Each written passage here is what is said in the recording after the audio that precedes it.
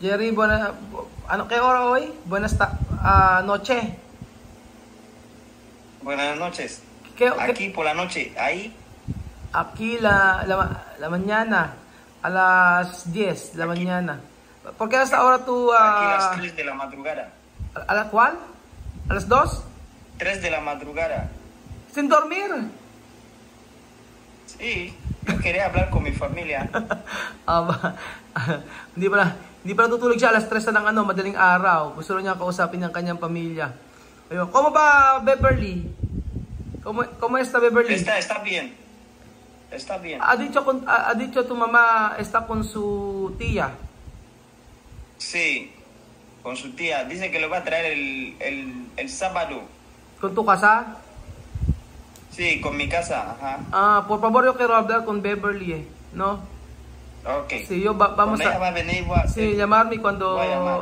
así, por favor, cuando ella venir a hablar conmigo, ha, para yo quiero ver a Beverly, no? Ayun, ayun, sabi ni, kasi tinatanong ko kasi kung kumusta si Beverly daw po ay nasa tiya niya. Ngayon ay, badalin doon sa Sabado, gusto ko akong makausap. ¿Cómo es tu trabajo? Bien? Sí, bien, gracias a Dios. Está bien. Poco a poco. Oh, ¿qué tú puedes decir a tu familia está aquí? Ahora 3 meses. Falta poco, 4 meses. ¿Está bien o contento? Sí, contento. Aunque le echamos de menos aquí. Sabi ko, Le echamos de menos. No es fácil estar lejos de mamá, ¿no? tú has visto así. ¿Tú has visto todos los otros videos? Sí, he visto videos de mamá. Ajá. He visto obras sociales. Ajá, sí, porque tu mamá, escucha, porque tu mamá hacer fuego. Aquí cuando hacer fuego, hacer limpiar o barrer de carretera, así. Sí. No como tu país. Cuando tu país hacer mal, cárcel, ¿no? Aquí no, Sí. aquí no cárcel, no. Solo hacer cárcel cuando tú matar a otra persona, solo así. Después cuando tú robar a cárcel, esto clase de caso, esto país. O sabi ko kay Jerry, nakita niya baka mga videos, nakita raw niya. Tapos, ang sabi niya ay, sabi ko kasi dito ka ako, yung nanay niya kasi nagsiga, hindi ka ako na pinagawa sa kanya, pinagwalis sa kalsada. So, yung kako ang mangyayari kapag si Chamami nagkaroon ng ano dito, problema. Oo, kapag mayroong hindi sinunod na batas, no? Tumama hacer esto cuando no hacer esto ley de aquí y Guinea diferente. Tú sabes, ¿no? Sí.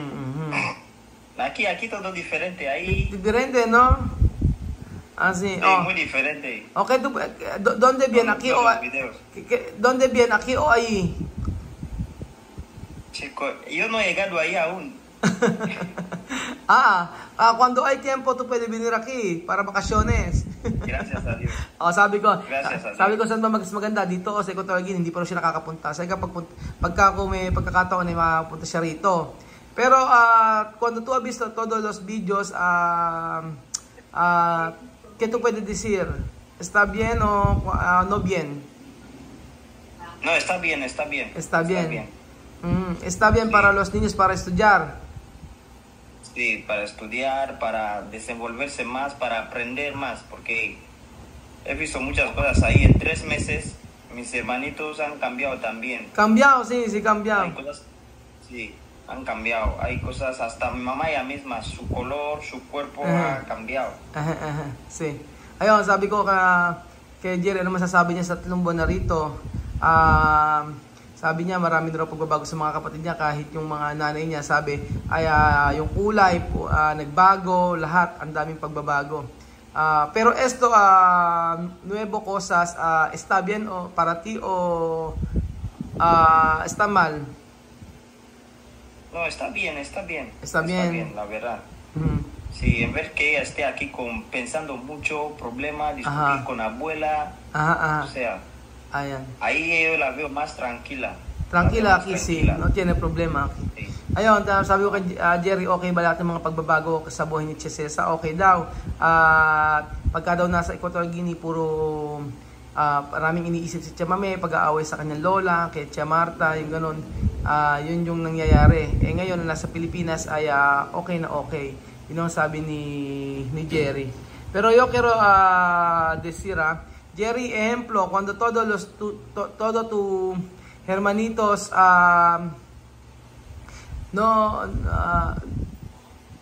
no quiere volver con tu país, ¿tú aceptar? Ellos quedar ahí. No tiene problema contigo, ¿no? Con tu familia. No, si quieren quedar ahí, quedan ahí. Ajá. Yo no me quedé en Malabo.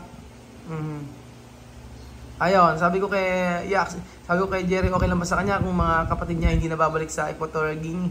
Sabi niya, dehayaan, wala naman daw problema. Ayun. Pero ¿qué tú puedes decir para estos 3 meses todos los tus hermanitos está aquí? ¿Qué tú puedes decir?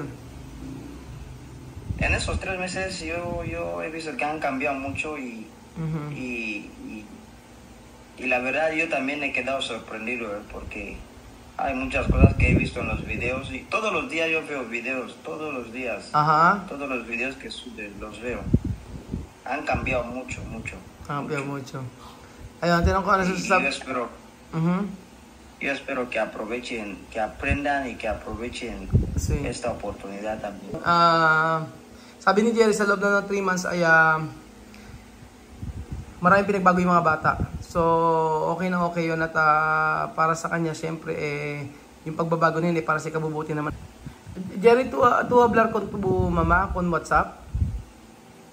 Sí, yo solemos hablar poco a poco, ¿Qué ha dicho tu mamá? aunque no todos los días.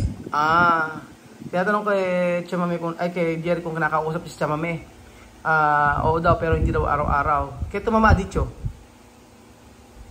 Dice que está muy bien, está muy contenta, que no nos preocupemos, que ella está bien. Sabes que no puedo hablar con ella siempre porque cuando estáis ahí de día, nosotros estamos de noche. Ajá. Y yo la solía dejar mensajes Sí. para cuando ella lo ve, me responde. Pero ¿qué tu mamá ha dicho cuando tú declaras Ella dice mensaje? que sí, me suele decir que está bien, está contenta ahí, la han atendido, los filipinos, ¿no? La han acogido bien y la tratan muy bien también. Y ahora mismo ya está, las cosas están yendo bien ahí, poco a poco, Sí. que no nos preocupemos. Ajá. Sí, más mejor mandar mensaje con tu madre para tú saber también de sitwasyon aquí. Yung sabi ko kay Jerry, natatawagan ba niya yung nanay niya o sabi niya nagme-message lang daw sa WhatsApp at kasi gabi na nga paggabi sa Equatorial Guinea, umaga dito. Paggabi naman sa Pilipinas, gabi naman sa Equatorial Guinea, kaya hindi sila masyadong nakakapag-message, nagkakausap, pero nag-iwan daw siya ng mga mensahe. Sabi ko, yun po mga amigo, sabi ko kay Jerry, message niya si Chamame, baka naiinip. Pero tu mamá no hablar, ella está malaki? No. Todo está bien. Ella decime que le tratas muy bien y que todo está bien ahí. Yun. Con todos, tu familia, mamá Marité la trata bien también. Que todos están. Ayun, sabi ni Jerry daw, tinatrato daw natin siya ng maayos o tinatrato siya ng maayos sa mga Pilipino. Kaya okay daw, sabi ni Jerry. Ayun. Jerry, ¿qué tú puedes decir para todos tus hermanitos? Después yo hablar con tus hermanitos. ¿Qué tú puedes decir? ¿Qué mensaje tú puedes decir para tus hermanitos? Jerry, ¿qué mensaje tú puedes decir con tus hermanitos? Les mando, ¿no? Que te respeten y que aprovechen esta oportunidad que Dios les ha dado. Que todo lo que tienen en la cabeza, que lo olviden, porque la vida no es fácil. No es fácil. Y no es fácil. Que estudien, sobre todo que estudien. Porque todo aquel que ha estudiado nunca se arrepiente, nunca se va a arrepentir, la verdad. Para nosotros que hemos tenido la oportunidad de aprender, estamos aprendiendo aún. Y para ellos que están viniendo pequeños aún, que aprovechen a aprender. Filipinas es un país grande, que aprendan. Ahí es un país grande, a diferencia de nosotros de Guinea Ecuatorial, ahí hay más oportunidades que aquí, que aprendan. Okay. O bale, yung explicar bilingwahe. Ang sabi ni Jerry, ang masasabi rin sa kanya mga kapatid ay irespeto daw ako, and then sabi niya ay mag-aral mabuti, tapos kasi maraming opportunity din sa Pilipinas kaysa sa bansa nila, and then lahat ng bagay ay dapat nilang matutunan, mag-adjust, ito naman ay para sa kanila. Yun ang sabi ni Jerry. Pero para tumama, kito pwede decir kung tumama. Tanong ko sa kanya, ano naman masasabi niya sa kanyang nanay? Ano pwede yung, kay Masaya ito pwede kung tumama, para yo hablar? Para mamá es que tenga paciencia con ellos, como ha tenido paciencia con nosotros también. Pues porque no ha sido fácil también para nosotros con ella. Que ella tenga paciencia y que Dios la siga bendiciendo más, ¿no? Ella también aún puede aprender. Sí. Ella también puede aprender. Tú sabes, no, yo hablar con tu mamá, puede aprender mi lenguaje, puede ella estudiar, pero ella no quiere. Ella va a aprender hablar con ella. Sí, hablar con ella, aprender mi lenguaje.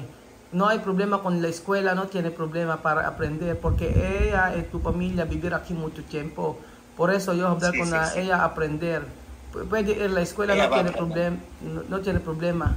Cuando uno, mes, 2 meses, vivir aquí no hay problema. Pero mucho tiempo, 10 años, 12 años, 20 años, hasta 20 años ella vivir aquí. Por eso hablar mi lenguaje, aprender mi lenguaje.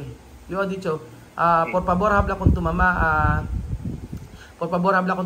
aprender esto lenguaje, porque esto no para mí, para ella también.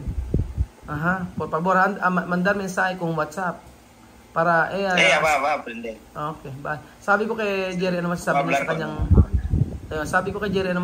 sa kanyang nanay, ano yung message niya. Ang sabi niya ay ang sabi ni Jerry ay magkaroon doon ng mahabang pasensya para sa mga kapatid niya at matutunan yung buhay dito. And then syempre matuto. Sabi ko sa kanya, kasi si Mami Kako ayaw mag-aral ng Tagalog. Kumbaga hindi siya interesadong masyado. So baka po pwede kang kausapin ni Jerry para matuto ng ng language natin, para madali siya makipag-communicate. Ella escucha pero problema hablar. Ella escucha mi lenguaje pero problema hablar. Solo esto problema. So sabi ko kay, es poco a poco, son 3 meses. Sí, poco a poco, solo 3 meses. Sí, es la verdad. Sabi ko kay nakakaunawa si Chamami ng Tagalog, pero yung pagsasalita doon siya nahihirapan. Sabi ni Jerry, unti-unti daw matututo si Chamami. No? Jerry, gracias para esto preguntar, no? Para esto entrevista. Cuando tú tienes tiempo, yo quiero hablar contigo también, porque hay muchas cosas yo puedo hablar contigo, ¿no? Muchísimas gracias para ver nosotros video cada día. Para tú sabes qué clase de vida tu mamá aquí. Habla con tus hermanos ahí de Guinea, a mirar de video para saber qué clase de vida nosotros tenemos aquí. Sabi ko kay Jerry, sabihin sa mga kapatid niya na panoorin yung mga videos natin para alamin ko ano yung maging buhay namin dito. Salamat ka ako sa interview na ito.